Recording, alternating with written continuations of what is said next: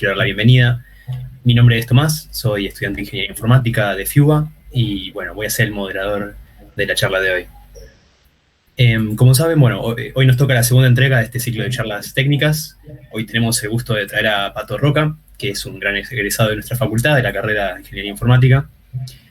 Todos los que estén cursando o hayan cursado una carrera de ingeniería en FIUBA sabrán que la carrera arranca desde lo sencillo, con entornos de programación y objetivos más controlados, y que a medida que uno va avanzando se va haciendo cada vez más realista. Pero hasta que uno entra de lleno en la industria, uno siempre se va preguntando cuáles son los problemas realmente complejos que la carrera nos ayuda o nos permite resolver, ¿no? Pato, que es el orador de hoy, desde que se egresó no dejó de liderar equipos de desarrollo de producto de tamaños diversos, desde equipos en startups, empresas unicornio, de las cuales tenemos pocas en el país, y hoy en día es vicepresidente de Nubank, que es una empresa de gran escala, y nos va a estar contando un poco de cómo es esa experiencia desde el punto de vista de la ingeniería.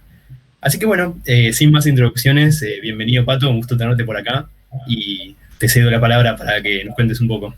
Bien, gracias Tomás, un placer estar acá. Claramente no puedo ver las caras de las personas que están sumando a la charla, espero que disfruten esto. El objetivo de los próximos 30 minutos les voy a estar contando un poco, ¿sí?, de lo que hacemos en Nubank, tratando de conectar un poco también lo que decía Tomás, de cómo la carrera, ya sea licenciatura o ingeniería o cualquier carrera afina a ciencias de la computación, se termina conectando con el mundo real que uno se encuentra cuando se inserta laboralmente. Y después, si tienen preguntas, dudas, lo que sea, más que feliz que respondérselas. Así que voy a compartir pantalla. ¿Cómo no? Voy a necesitar que me confirmen.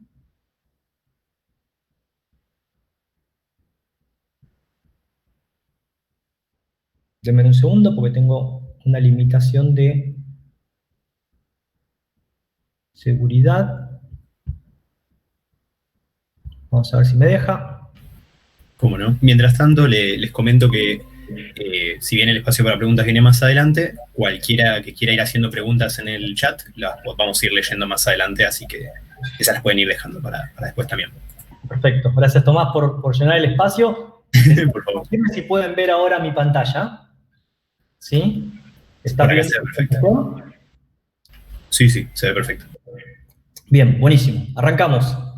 El título es básicamente cómo es trabajar en un banco digital más grande del mundo, ¿sí? Yo sé que la palabra banco suena muy poco atractiva y creo que justo en nuestro país tenemos muy buenas experiencias con los bancos, pero créanme que hay gente que está pensando en cómo hacer que esto valga la pena. Así que, un poco contándoles de mí, ¿sí? Tengo 2 hijas, Emma, que tiene casi 10, Malena, 6, que es casi una preadolescente. Me recibí en FIUBA, arranqué en el 2001, ¿sí? El CBC, salí de un colegio bachiller comercial, absolutamente nada que ver, no tenía la más puta idea de qué se trataba, esto de informática, y me fue gustando, y si alguien me pregunta hoy en día lo que es mi trabajo, a lo que pensaba que iba a ser mi trabajo hace casi 20 años atrás, la verdad que difiere mucho la realidad, pero es muy interesante. Previo a Nubank estuve en Jump, que es una startup muy desafiante técnicamente, se dedica a lo que es la compra programática de pauta publicitaria para dispositivos móviles, todo lo que nosotros puteamos en contra cuando abrimos una aplicación y se muestra una publicidad. Bueno, yo estaba a cargo de liderar esos equipos, procesando 500.000 queries por segundo, tiempo de respuesta de menos de 10 milisegundos, haciendo machine learning en tiempo real, algo extremadamente desafiante, donde aprendí mucho. Después, a partir de ahí, me fui moviendo a empresas más grandes, en este caso LX, que estuve a cargo de liderar todos los equipos de ingeniería que hacían desarrollo de producto para los mercados emergentes, casi 100 millones de usuarios, 33 mercados, un nivel de escala distinto respecto de la cantidad de volúmenes que procesábamos, pero un negocio mucho más simple, como es el clasificado. Y por último, hoy en día me encuentro en Nubank como vicepresidente global de ingeniería, liderando equipos en Argentina, en Brasil, en Colombia, en México. Y un poco más sobre mí, donde no todo es tan lindo. Tengo un déficit de atención muy grande, así que me van a ver tomando mate, ¿sí? Cada tanto voy a mirar para los costados, quédense tranquilos y tranquilas, que no está pasando nada, sino que pierdo la atención incluso cuando tengo que ser yo el centro de atención. Y después, algo bueno o malo, depende de cómo lo quieran ver, pero soy bastante obsesivo, ¿sí? Que en estos roles como el mío, donde uno tiene que ser muy ordenado y muy prolijo, puede ser que sume. Bueno, vamos un poco a lo que es la historia de Nubank, ¿sí? Y el crecimiento. Vieron que se habla mucho hoy en día de este hypergrowth o crecimiento exponencial, donde las empresas de repente como Uber, de un día para el otro operan en 100 mercados y los usuarios crecen y somos todos felices porque en algún momento esas empresas empiezan a valer billones de dólares y salen a la bolsa, pero en nuestro trabajo tenemos una complejidad muy grande que es manejar esta escala. En este gráfico pueden ver cómo desde que Nubank se fundó y empezó sus operaciones hasta el día de hoy, cómo fueron creciendo la cantidad de usuarios. Esto es solamente el mercado de Brasil, donde hoy en día tenemos 30 millones de usuarios, ¿sí? Y de esos 30, hay 20 millones de usuarios que nosotros todavía no aprobamos para poder entregarles una tarjeta de crédito, por cuestiones de complejidad, de historial crediticio y muchas cosas más, dominio del negocio, pero imagínense los volúmenes. Para que entiendan más o menos, procesamos 6 billones de requests por día. Si comparamos esto con una empresa de marketplace, e-commerce, como Mercado Libre, no es nada. Esto lo pueden llevar a procesar una empresa de esas en una hora.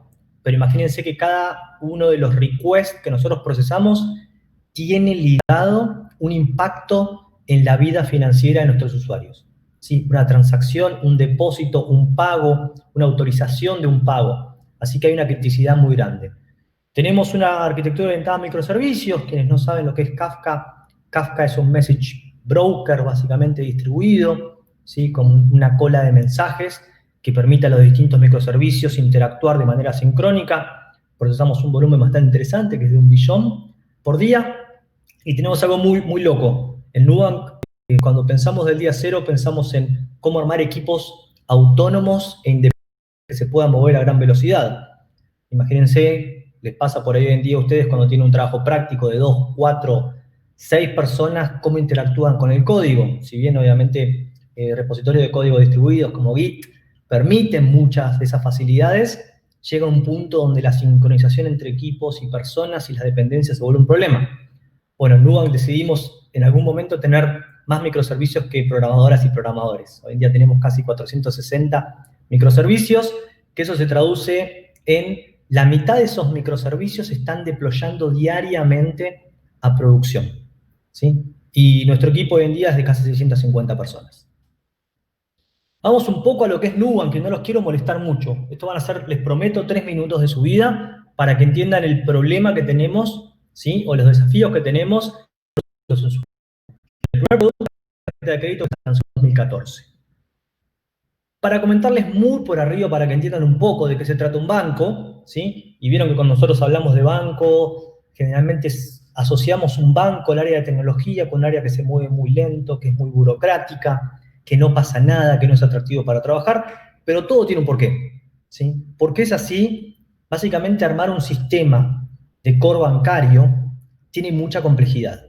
Primero, por la criticidad de la información que se maneja. Segundo, por la sensitividad de los datos, privacidad de usuarios. Tercero, por cuestiones regulatorias, ¿sí? Los bancos centrales de cada uno de los países regulan estas cuestiones de manera muy profunda. Así que esto es más o menos lo que parecería un mundo para soportar tarjeta de crédito, ¿sí? Fíjense que tenemos cuestiones básicas como un sistema para interactuar con nuestros usuarios, que se conoce como CRM, que es un Client Relationship Manager, sistemas de generamiento o generación de facturas, poder controlar los límites de cada una de las tarjetas, poder crear esas tarjetas, mandarlas a imprimir, enviárselas a los usuarios que tenemos nosotros, ¿sí? Tomar temas de tipo de cambio y después cuestiones de pagos. Y después se empieza a complejizar un poco más. ¿Por qué? Porque uno tiene que tener cuestiones de antifraude, tiene que poder cobrarle plata a los usuarios que no pueden pagar con las maneras más comunes o normales, o gente que se atrasa en sus pagos. Uno tiene que tener una auditoría completa de todo lo que ocurrió en la tarjeta de crédito, que es un concepto de ledger, ¿sí? Y después hay que darle soporte a los usuarios a través de distintos canales. Por último, ¿sí? Cuando uno lo lleva al siguiente nivel, ¿qué tiene que pasar en una tarjeta de crédito? Cada vez que uno procesa un pago, imagínense que en algún momento ese pago tiene que llegar desde un local, donde lo están procesando, de una página online, al banco para que el banco diga esta persona tiene los suficientes fondos para poder hacer esa compra. Eso es lo que se llama como autorizador, ¿sí? Y es una de las partes más fundamentales de nuestro negocio.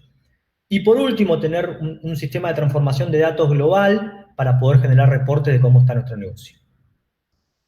Después tenemos las cuestiones que están on top, ¿sí? Que son marketing y cuestiones de sistemas de afiliación o de puntos. ¿Qué pasó después? No conforme con eso, Nubank decidió lanzar lo que es conocido como una caja de ahorro, ¿sí? Que dentro de todo, uno lo piensa, es una tarjeta de débito, una tarjeta de crédito, deberían ser similares. Bueno, no lo son, porque fíjense cómo se empiezan a agregar cosas.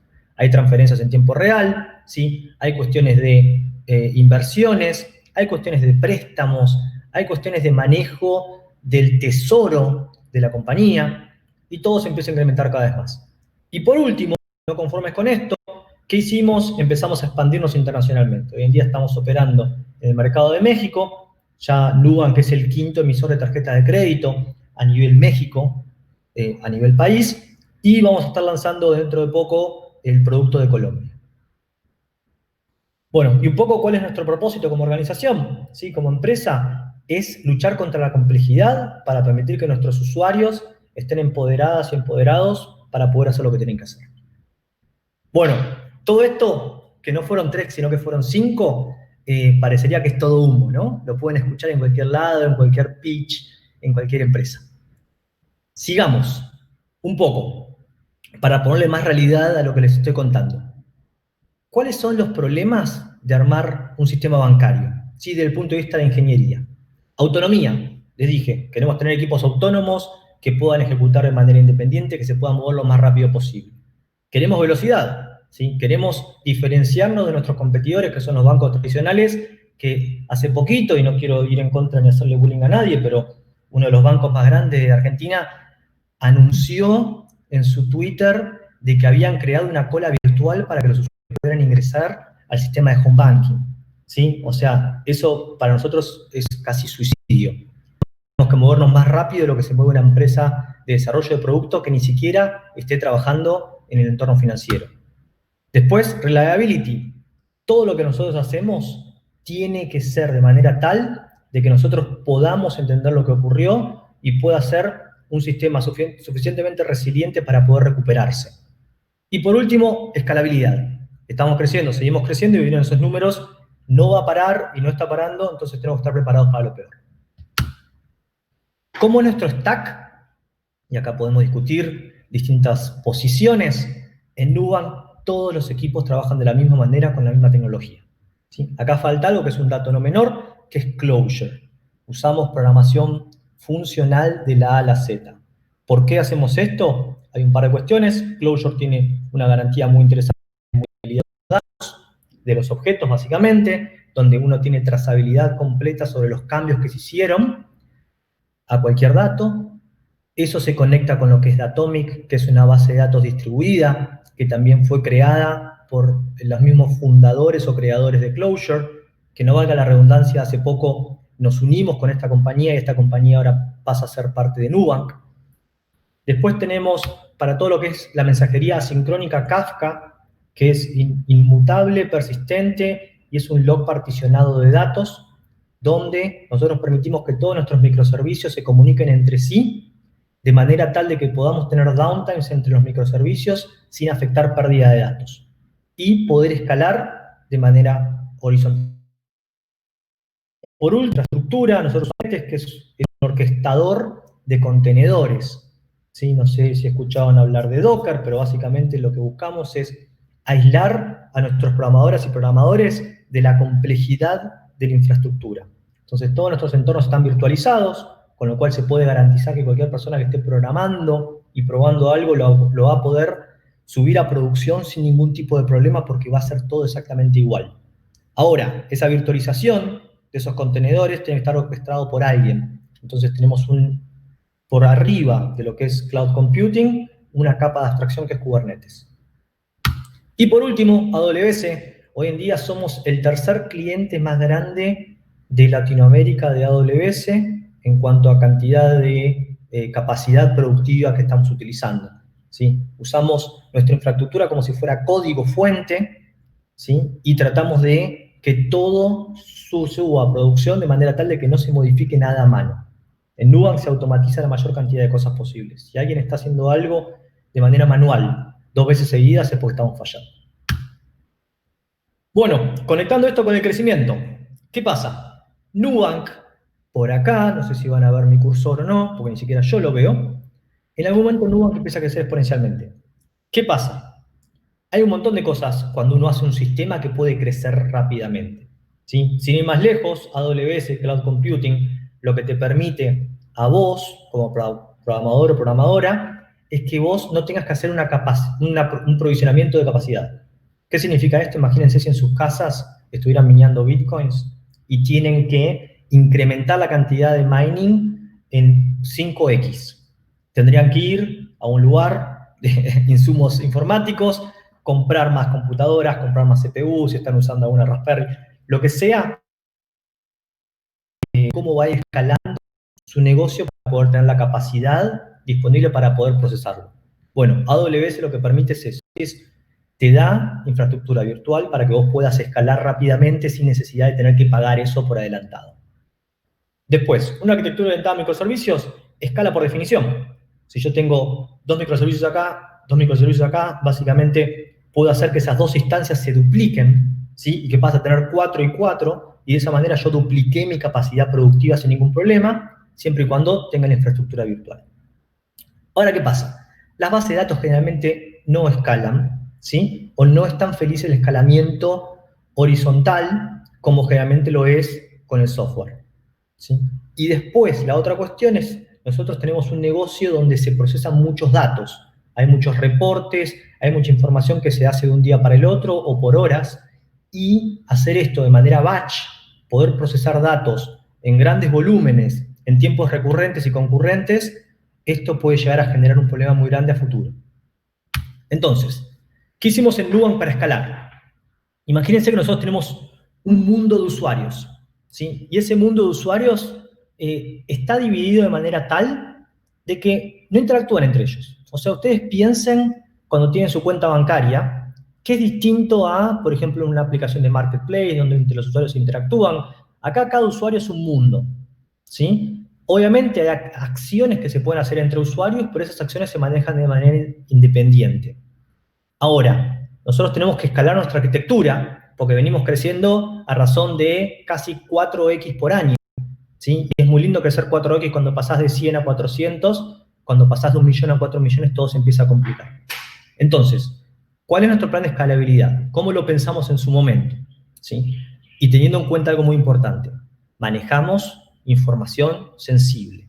Cualquier hack, cualquier exposición, cualquier data breach que nosotros podemos llegar a tener implica en que un montón de usuarios se van a ver afectados y hasta incluso implica la supervivencia de Nubank como organización en caso de que se exponga información sensible. Entonces, tuvimos una primera opción. La primera opción era, cada microservicio vamos a hacer un sharding de la base de datos, ¿sí? Yo tengo un microservicio, entonces voy a agarrar y voy a decir que este microservicio usa 3 bases de datos distintas. Entonces voy a escribir información en cada una de esas bases de datos dependiendo quién sea el usuario, ¿sí? ¿Qué pasa con esto? Llega un momento de que realmente no escale, ¿sí? Porque hay que tener cada microservicio entrenado o configurado de manera tal para que sepa qué usuario en qué shard de la base de datos vive. Y después hay una complejidad más respecto de la información y cómo podemos hacer que esa información sea consistente. Estamos escribiendo en distintas bases de datos en paralelo. Entonces, esta opción no nos gustó mucho. Era un poco peligrosa, ¿sí? Como les decía, hay que mantener cada microservicio actualizado y configurado. En caso de tener que crear una nueva base de datos, hay que configurar ese microservicio para que sepa que existe una nueva base de datos. Y otra cuestión más, la base de datos, el cuello de botella de la base de datos no se termina de resolver. ¿Cómo pensamos la segunda unidad? Que fue al fin y al cabo cómo lo implementamos, es básicamente vamos a hacer un sharding por usuarios. Vamos a decir que el usuario 1 se crea y vive en el shard 1 y toda la vida del usuario va a ser dentro de ese shard. Entonces, ¿qué termina ocurriendo? Tenemos Nubank como una plataforma que en realidad son N plataformas, que cada una de esas plataformas es un shard donde está replicado completo de la A a la Z el entorno productivo, con todas las bases de datos y todos los microservicios que necesita el usuario para poder utilizar la aplicación. De esta manera hay un upside, ¿sí? Hay un beneficio respecto de la seguridad. ¿Qué pasa si un shard se ve comprometido? Estos shards son 100% independientes, autónomos y aislados. O sea, cada uno está en un network distinto, cada uno tiene configuración de seguridad distinto, con lo cual si alguien realmente pudiese hackear a Nubank, tendría que hackear todos los shards para poder acceder a la información de todos nuestros usuarios. No le voy a preguntar cómo venimos porque no hay feedback. Ahora, ¿qué pasa? Uno realmente, como programador o programadora, tiene que saber o tiene que entender dónde vive un usuario.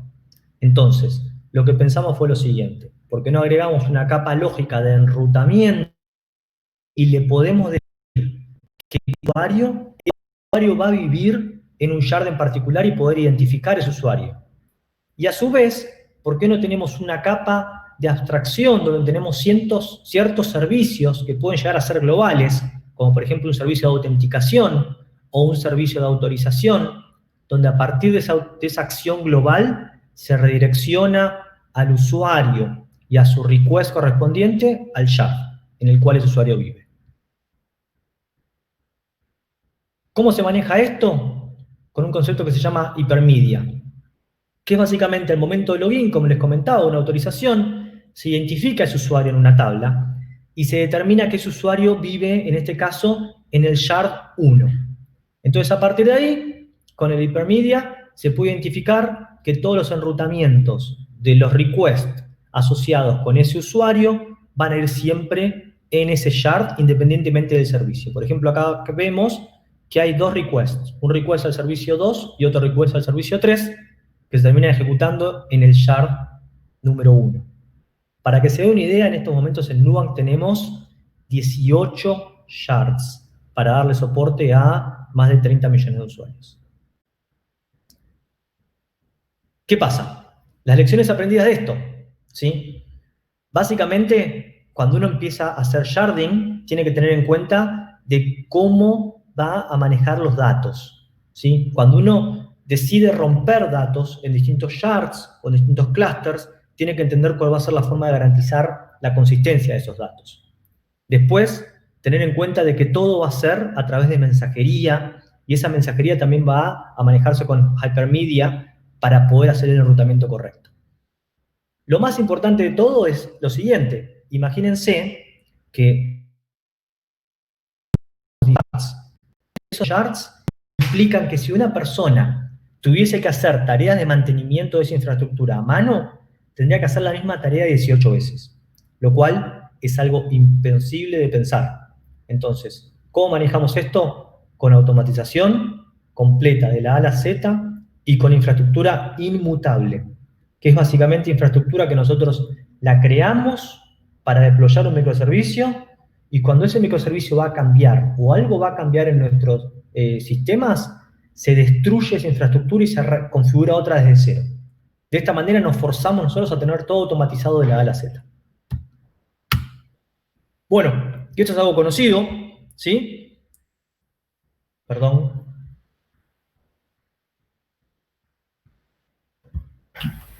¿Me ven ahí todavía, la presentación? Sí, perfecto. Bien, buenísimo. Todo puede fallar, decía. Bueno, es muy interesante pensar el concepto donde la automatización es un plan de contingencia para proteger a los sistemas informáticos de las cagadas que nos mandamos los seres humanos. Cuando uno hace algo muchas veces, de manera repetitiva y obviamente de manera manual, termina equivocándose. Y hay ciertos sistemas que no admiten un error. Entonces, acá hay un ejemplo: manejar la infraestructura de Nubank como código. ¿Qué pasa si yo cada vez que quiero, por ejemplo, lanzar un nuevo microservicio a producción, defino que todas las tareas que se deben realizar a nivel cloud computing, a nivel configurabilidad, ya sea de la imagen dockerizada o de nuestro clúster de infraestructura, y a su vez de cuestiones de seguridad, esté 100% automatizada de la A a la Z. Que yo pueda escribir código, que ese código haga un push en un repositorio de GitHub, que alguna función, en este caso, no me quiero meter en muchos detalles, sí, pero hay una, lo que se llama serverless en Amazon, que es básicamente uno puede hacer que ciertas funciones se ejecuten en la nube, parece que estoy chamullando, pero es real, que ciertas funciones se ejecuten en la nube a través de o a partir de determinados eventos. Entonces, lo que nosotros tenemos en este caso es un push, un pull request, que es aprobado, que se pushea a un repositorio de Git, en nuestro caso es GitHub, termina lanzando una función, que esa función lo que hace es, a partir del código y de las instrucciones que se le pasaron, en nuestra infraestructura, en la nube, termina creando o instanciando una máquina virtual. No es tan así en realidad, porque como tenemos Docker, en el medio lo que termina pasando es que se termina creando lo que se conoce con un concepto de pod, que sería como una máquina virtual, donde adentro de ese pod se configura el contenedor de Docker, y adentro de ese contenedor de Docker se termina empujando el código que nosotros queremos enviar a producción. Todo esto, incluido todas las cuestiones de seguridad, sobre cómo se puede acceder a esta información, quién tiene permisos para leer, escribir sobre ese microservicio, todo está de la A a la Z automatizado. Y cualquier programadora de Nubank puede hacer un cambio, obviamente con una estructura de permisos y de roles, para poder lanzar microservicios a producción sin necesidad de depender de nadie.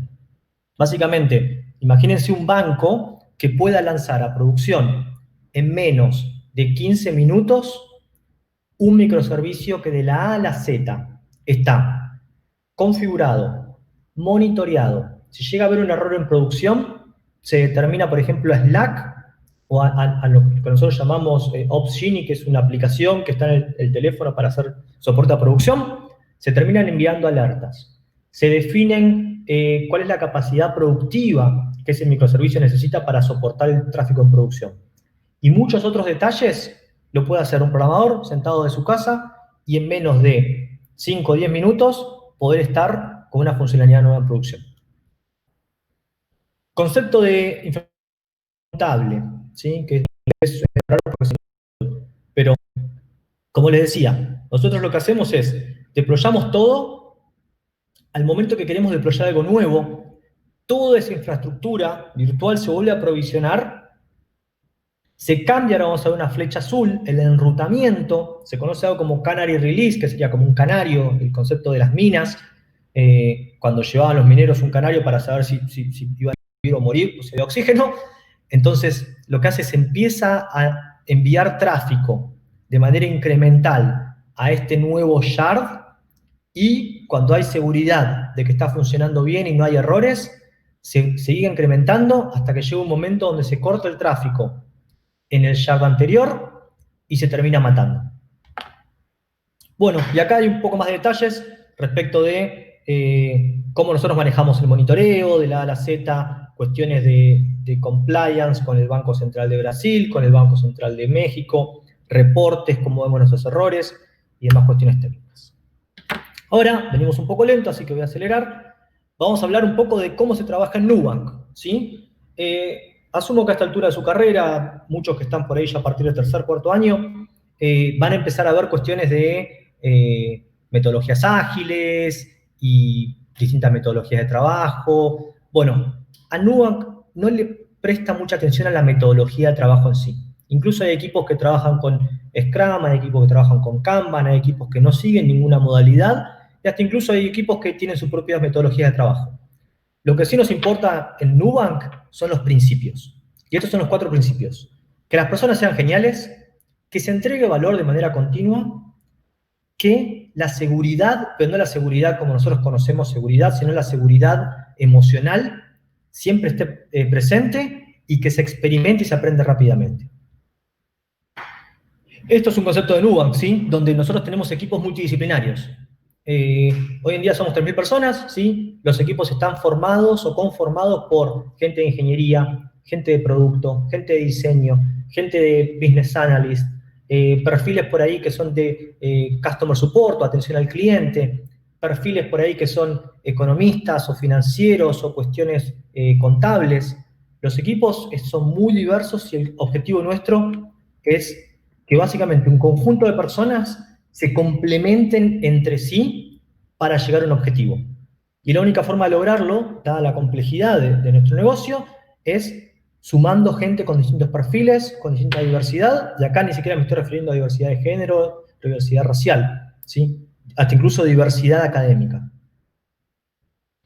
Yendo un poco más a la metodología de trabajo, ¿sí? Y esto sí es un must en todos los equipos, lo que se hace con el concepto de experimentar rápidamente y construir de manera incremental.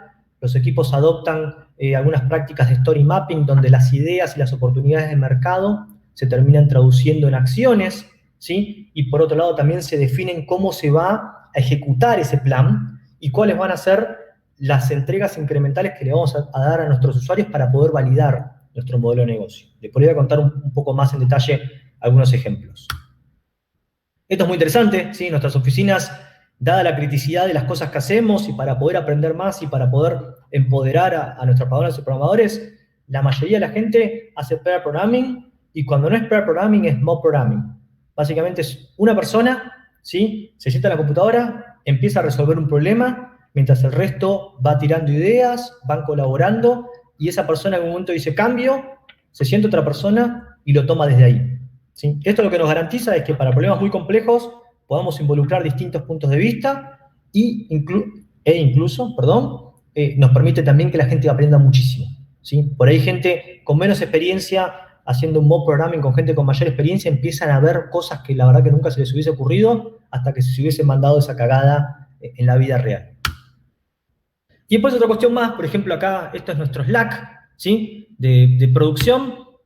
Van a ver que una persona, ¿sí? En este caso Bárbara, que es una persona de marketing, que se encarga del tema de la marca de Nubank, puede hacer pull request y puede entregar en producción una funcionalidad que es un cambio sobre nuestro website. Esa es la mentalidad de Nubank, ¿sí? Que todo el mundo esté empoderado de manera tal de poder hacer cosas sin depender de equipos de ingeniería. Y por último, cuestiones de retrospectivas, cómo entender las cosas que nosotros estamos fallando, cuestiones que tenemos que mejorar, cuestiones que tenemos que seguir haciendo para poder siempre mejorar, no solamente como equipo, como organización, sino también como profesionales.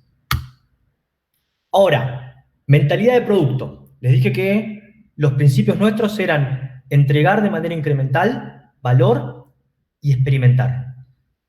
El problema que se ve en esta slide es simple, ¿sí? Toda nuestra vida aprendimos a andar en bicicleta con rueditas.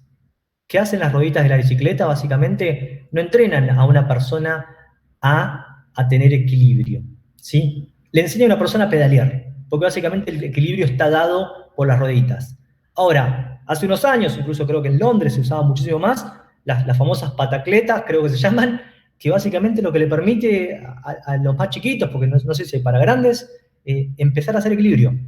Entonces los resultados son mucho mejores, ¿por qué? Porque realmente se está pensando en el problema que se quiere resolver y no se está resolviendo el problema con un producto que se quiere vender, que es una bicicleta, que como el producto adaptado a las rueditas. Acá una historia graciosa. Por ejemplo, en Nubank, una funcionalidad que no tiene ningún banco de Argentina que no lo puedo entender todavía. Creo que lo pusieron para los cajeros ahora, pero no está para las tarjetas de crédito. La funcionalidad más utilizada en Nubank es básicamente ajustar el máximo que se puede gastar en un día o en un periodo de tiempo en la tarjeta de crédito o de débito.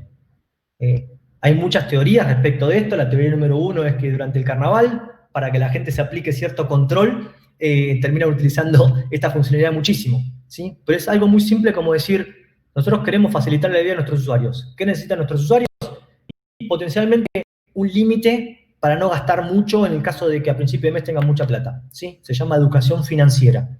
Bueno, es una funcionalidad que se hace en menos de 24 o 48 horas y termina siendo la funcionalidad más usada de Nubank. Otra historia, ¿sí? Yo les decía experimentar. Nosotros, no sé si se acuerdan, hace ya 35 minutos les conté que nuestro primer producto era una tarjeta de crédito, nuestro segundo producto fue una tarjeta de débito. ¿Qué hicimos? Básicamente en ese momento lanzamos la funcionalidad de tarjeta de débito sin que nadie lo sepa. De un día para el otro, todas las tarjetas de Nubank, que ya estaban impresas en los bolsillos de nuestros usuarios, no solamente pasaron a ser tarjeta de crédito, sino también que pasaron a ser tarjeta de débito. ¿Sí? Esto fue una idea que en un principio Nubank lo tuvo y emitió siempre tarjeta de crédito barra débito. A partir de ahí, cuando Nubank empezó a desarrollar lo que era la caja de ahorros y empezó a comunicar a los usuarios lo único que tuvieron que hacer fue, con un par de clics, abrir una caja de ahorro, depositar plata y automáticamente, de un día para el otro, tenía una tarjeta de débito en sus manos. Y eso es básicamente el concepto de experimento. ¿Cómo hacemos todos los meses? Una vez por mes, a fin de mes. Ahora no se hace virtual, no se hace más físico, pero todos los equipos presentan una mega demo, aquellas funcionalidades de las cuales se sienten orgullosas y orgullosos. Y después, por último, hablamos de seguridad. Cómo armar un ambiente de seguridad psicológica para que la gente pueda dar lo mejor de sí. Y en caso de que esté aprendiendo y se manda una cagada, que esa cagada no sea de alguna manera castigada, sino que se aprende y se pueda capitalizar. Esto es en un tech blog de Brasil. Básicamente, ¿qué pasó? En un momento Nubank se cayó, ¿sí? Y acá dice, la caja de ahorro de Nubank no está disponible. ¿Cómo lo llamamos nosotros a esto? Un crash. Fue una cagada, sí, se rompió, vamos a aprender qué pasó, vamos a resolverlo, pero acá no pasó nada. Esto es normal, así como en otros ambientes pasan otras cosas, en nuestro ambiente las cosas en producción se caen, se introducen bugs, hay funcionalidad que deja de hacerlo y muchas otras cosas más. Acá hay otra historia más compleja por ahí, pero también donde un poco nos reímos, y acá se ve una reacción que dice ¿quién nunca? Es básicamente una persona, tendría que blurrear el nombre, pero una persona en producción. ¿Se acuerdan que yo le dije que usábamos Kafka, que es un message broker distribuido, donde los mensajes se encuentran distribuidos dentro de distintos nodos? Sin querer, eliminó un nodo.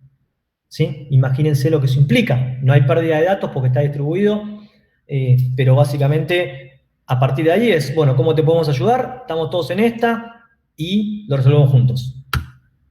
Acá es un ejemplo de crash, donde se puede ver cómo el equipo reacciona frente a un problema en producción, distintos tipos de perfiles, todos juntos trabajando, ¿sí? Calmados y enfocados, y calmadas, enfocados en lo que hay que resolver y no en estar pensando quién la cagó, por qué la cagó y cómo hacemos para que esta persona entienda qué pasó. No, nos enfocamos en el problema, aprendemos nuestros errores y seguimos.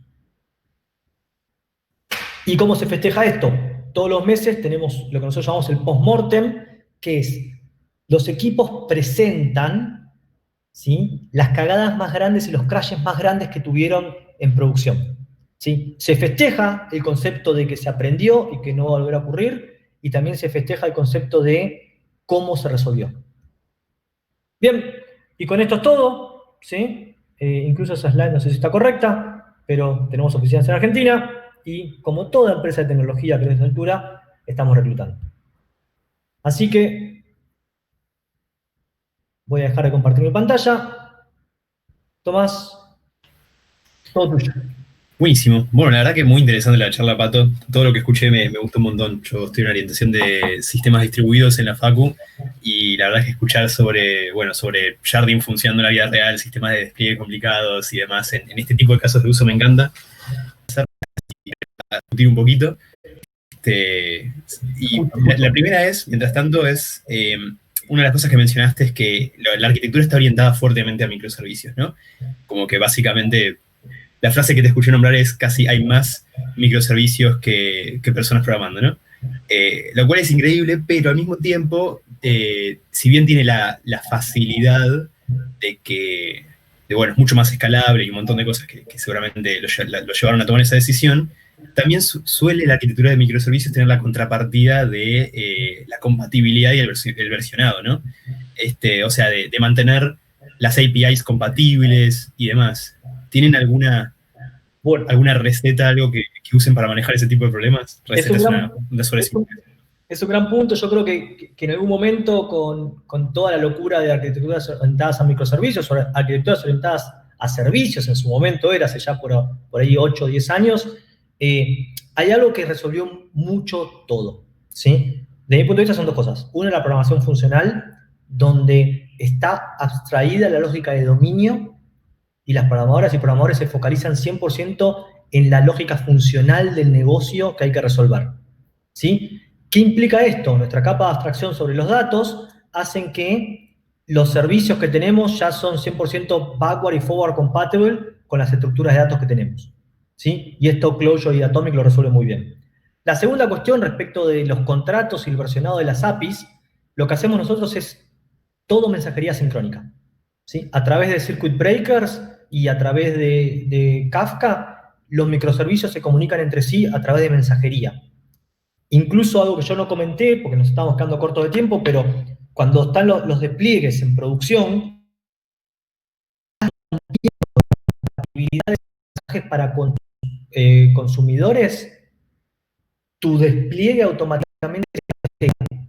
Y vos no podés deployar en producción porque no estás rompiendo un contrato al cual de ese mensaje le vas a quedar la data. Entonces, Está bueno. esta capa de abstracción de mensajería hace que se reduzca un poco la complejidad. Estoy de acuerdo con que hay un trade-off entre cantidad de microservicios y durante casi 3 años tuvimos más microservicios que ingenieras e ingenieros en Nubank, ¿sí? Eso hay que reconocerlo, pero también hay una cosa muy interesante que es la estandarización. Todos nuestros equipos trabajan de la misma manera. Entonces, el problema de los microservicios es, un equipo se puede hacer algo en Node, el otro hace algo en Go, el otro hace algo en Python, el otro hace algo en Java, alguien tira una locura ahí con algo de Rust. De repente, sin darte cuenta, tenés 50 microservicios en producción y necesitas 50 expertos o expertas que puedan resolver esas tecnologías. Como en Nubank se trabaja todo de la misma manera, todo lo que es los módulos y librerías son compartidas y generales, eso reduce mucho los esfuerzos de mantenibilidad.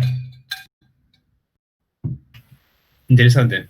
La verdad que eso está muy interesante como contrapartida. Puede fallar, como dije antes. Bueno, sí. No hay, ¿cómo es? No hay balas de plata, ¿no? En esta ni en ninguna otra profesión. Exacto. Bueno, después te quería preguntar, hay una cuestión también bastante humana, ¿no? En algo que contaste antes, que es, según fui entendiendo el proceso, necesitan entender un montón a los clientes, ¿no? Si bien es de todas las empresas, en particular me di cuenta de que, por ejemplo, ustedes, como mencionaste, miden las features más usadas y se dieron cuenta de la educación financiera.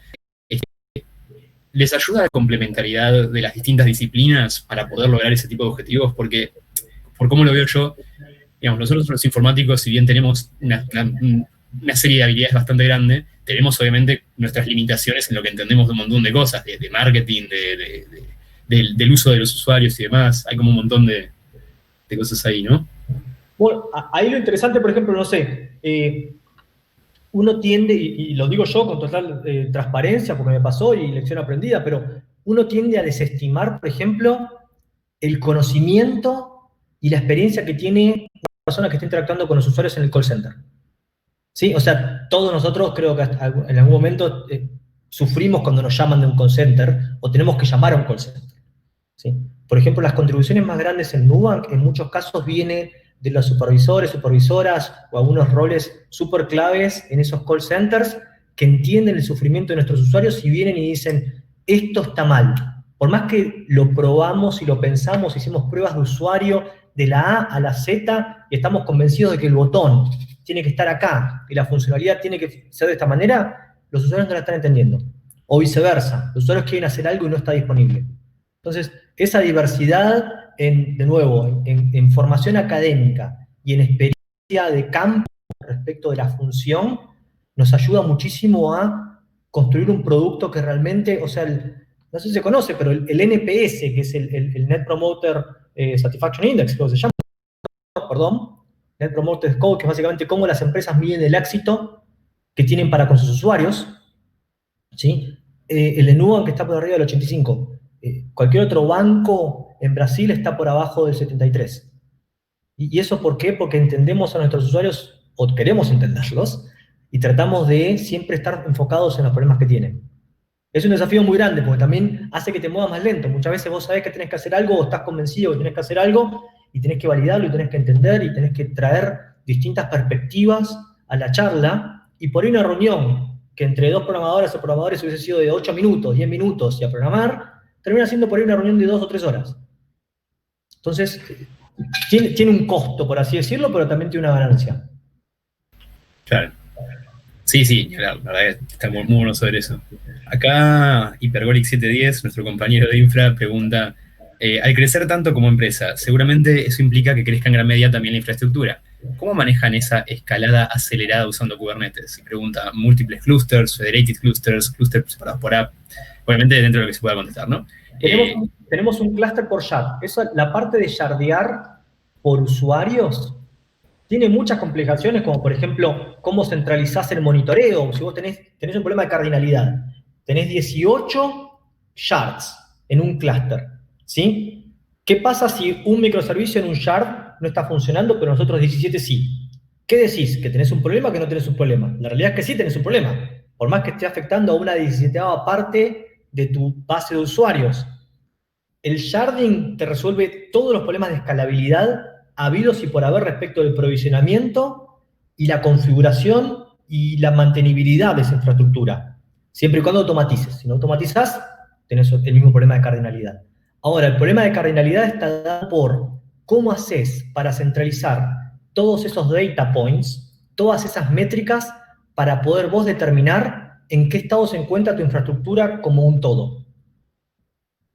¿Sí? Todo lo que nosotros tenemos es un clúster de Kubernetes por shard, y dentro de ese clúster de Kubernetes hay miles de pods, miles. O sea, ni siquiera puedo contestar la pregunta porque depende mucho. Tenemos float instances, donde nosotros lo que hacemos es provisionamos una determinada cantidad de instancias físicas, que no son físicas, son virtuales en AWS, dependiendo de nuestra capacidad. ¿Sí? Entonces, de esa manera, dependiendo de los costos de la infraestructura en tiempo real, porque también usamos algo que se llaman spot instances en producción de AWS, que es básicamente Amazon Web Services tiene un data center. ¿Sí? Les tiro este concepto, por ahí puede ser interesante. Ese data center tiene capacidad ociosa, como todo. Como yo les comentaba previamente, el capacity planning, de poner un fierro, enchufarlo, conectarlo, comprarlo, que esto que el otro, no pasa de un día para el otro, así que todas las empresas de cloud computing tienen capacidad ociosa proyectada a 6 o 12 meses. ¿Qué pasa? Eso no se lo compra nadie. O sea, Amazon tiene en algún lugar un rack con un servidor físico que no lo está usando nadie, y somos conscientes que si se está utilizando o no, a nivel costos es casi lo mismo. ¿Sí?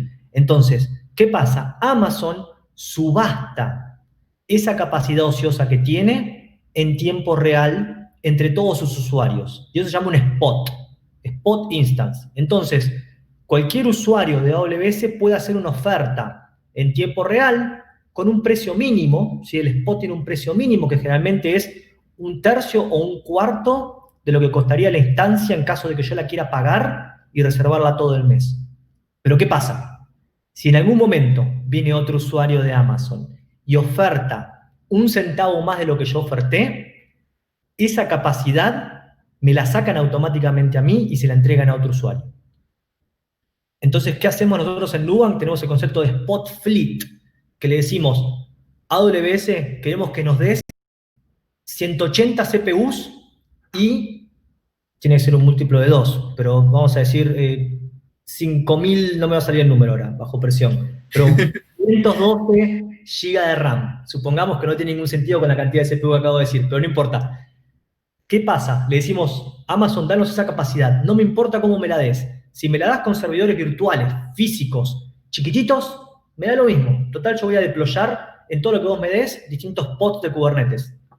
Entonces, de esa manera, venimos constantemente ganándole al sistema respecto de costos. Está bueno. Digamos, uno repechaje, pero si lo hace de una forma más o menos constante, igual las chances son más o menos constantes, ¿no? Una cosa así. Sí, tenemos sistemas de Machine Learning que lo que hacen es predicen los precios de las spot instances, y por ciertos momentos lo que hacen es nos mueven de las spot instances a on demand, ¿sí? Por ejemplo, ahora se viene el Black Friday, ¿sí? Y el Cyber Monday, que es el evento más fuerte que tiene todo el mundo de e-commerce. A nosotros el e-commerce nos pega de costado porque al fin y al cabo también somos un método de pago. Somos una tarjeta de crédito y una tarjeta de débito. Entonces, ¿qué pasa? Nunca en la vida recomendaría utilizar spot instances para un evento como el que se viene ahora, donde cualquier empresa que haga algo online va a tener un incremento en su tráfico. Entonces, ¿qué hacemos nosotros? En vez de hacer eso, vamos a Amazon y le decimos, por favor, ahora sí, vamos a dejar de joder con los spot instances, necesitamos esta determinada cantidad de instancias. Y Amazon nos da un tratamiento especial y nos dice, bueno, a partir de ahora tienen toda esta capacidad disponible para ustedes. Muy bueno. Debe haber un concepto ahí como de meta infraestructura, ¿no? Como de la infra de la infra. Y así también cuando Amazon tiene un problema, hace 2 años Amazon tuvo un outage muy grande en uno de sus data centers y los precios de las spot instances se fueron a las nubes.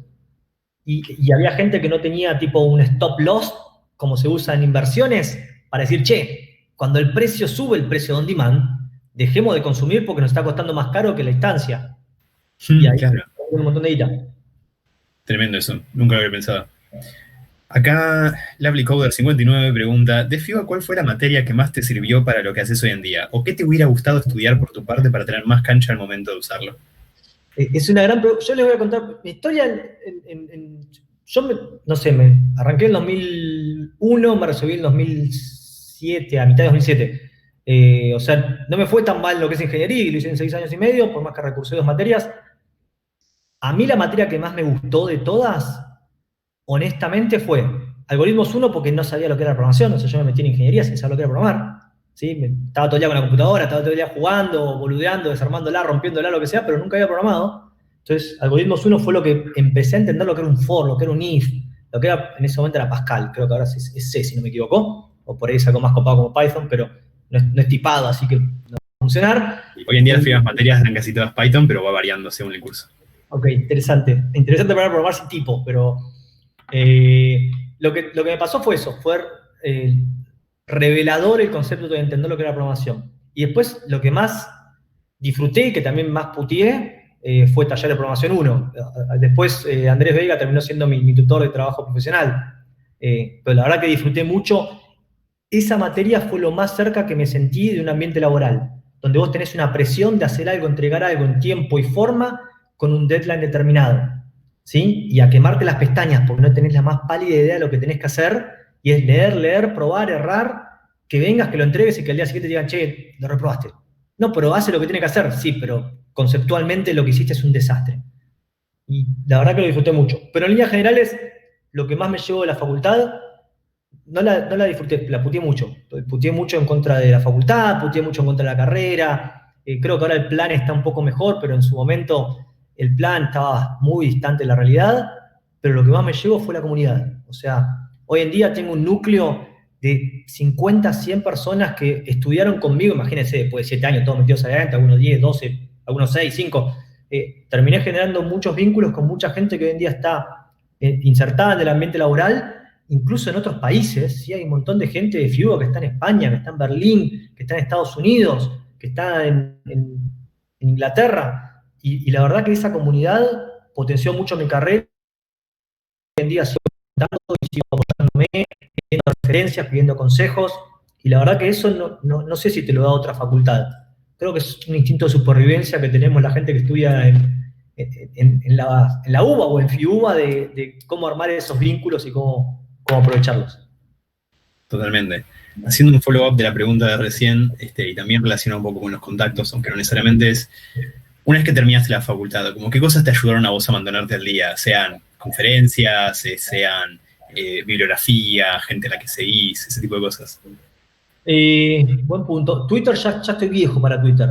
Aparte ya se armó medio quilombo, ya como que seguía a ciertas personas, pero ya es como que todo no sé, Guido Van Rossel ahora está entrando en Microsoft, entonces el creador de Python, que fue un gran impulsor del open source, ahora Microsoft de repente es la empresa con más proyectos open source del mundo y que más invirtió en disrumpir el mundo de software development. Está como todo cambiando muy rápido. Para mí, lectura, o sea, libros de programación básicos, ¿sí? El famoso The Gang of Four y esas cosas, que para mí son súper interesantes. Y después, piensen que mi mundo ya está un poco más lejos de lo que es la programación, está más en lo que es el management, el liderazgo, no sé si se ve, tengo mi casa llena de libros, llena de libros, el Kindle acá, es como que cuando tengo 10, 15, 20, 30 minutos, ya la tele no existe más. Y sentarme en la computadora, estoy todo el día sentado en la computadora. Es leerme un capítulo de lo que sea. La verdad que es lo que más me llena. Y conferencias también. Ahora creo que estamos en un mundo ideal. Por más que las conferencias son carísimas, yo no sé si se va a sostener esto de que se abrieron todas las conferencias. Hay muchas conferencias ahora que son gratis. No sé, Reinvent, que es la de Amazon. Chico, costaba poco y tenías que ir y era casi imposible porque había un montón de gente anotándose. Hoy en día es una conferencia abierta. O sea, sumarse a esas cosas 1, 2, 3 horas es algo que lo puedes poner en la tele y estás haciendo otra boludez y te vas quedando con conceptos. La verdad que atender conferencias world class hoy en día de manera remota es algo que no existía. Así que aprovechenlo a full. Las historias que te cuentan son muy, muy, muy, muy buenas. Totalmente. Sí, justo, bueno, esta vuelta fui con varios compañeros a la BassConf y Charity Majors, una de las co-founders de Honeycomb, estuvo hablando del tema observability y justo es uno de los que venía charlando hoy. Así que, viste, cuando uno ya empieza a escuchar repetidos estos términos y trazabilidad, observabilidad en varias charlas, después dice, me parece que tendría que empezar a meter un poco más de bola a eso, ¿no? Bueno, y algo muy interesante, Tom, que acabas de mencionar, que yo me olvidé, tipo la BassConf, bueno, ahora no se pudo hacer por el quilombo pero es una conferencia mundial. La Pi Data, que también se hace en Argentina, es una conferencia mundial. La conferencia que se hizo el año pasado o la anterior, la de Machine Learning, en Argentina se están haciendo cosas muy buenas, la JSConf también es una locura. Cuando el mundo vuelva a la normalidad, y son muchas conferencias, incluso en Nerdearla también, hay como mucho contenido que se genera en Argentina, que créanme que exceptuando por Brasil, que son 200 millones de personas, en el resto de Latinoamérica no existe. Eso es una locura y son cosas que a veces pasamos por alto, ¿no? Como la cantidad de contenido que se genera acá y que se exporta, entre comillas, hacia afuera. Así que bueno, yo creo que estamos bastante bien con el tiempo. Por ahora no tenemos ninguna pregunta más. Yo por mi parte no tengo nada más por el momento. Así que me parece que podemos ir cerrando, salvo que te haya quedado algo en el tintero, Pato. No, la verdad que muy, pero muy buena. Gracias por la oportunidad. Espero que la gente lo disfrute y la verdad que me parece súper interesante que Cuba se tiren esas iniciativas, ¿no? Generalmente no pasa mucho de esto y como compartir, tener el espacio, ustedes coordinando, la verdad que es una muy buena oportunidad, así que les agradezco. No, por favor, bueno, muchísimas gracias a vos, porque obviamente sin oradores como vos no sería posible este tipo de charlas, así que, bueno, eso, un gusto, y yo por mi parte creo que podemos ir cerrando entonces. Bien, bueno, un placer, ¿eh? Lo mismo, un abrazo. Gracias por todo.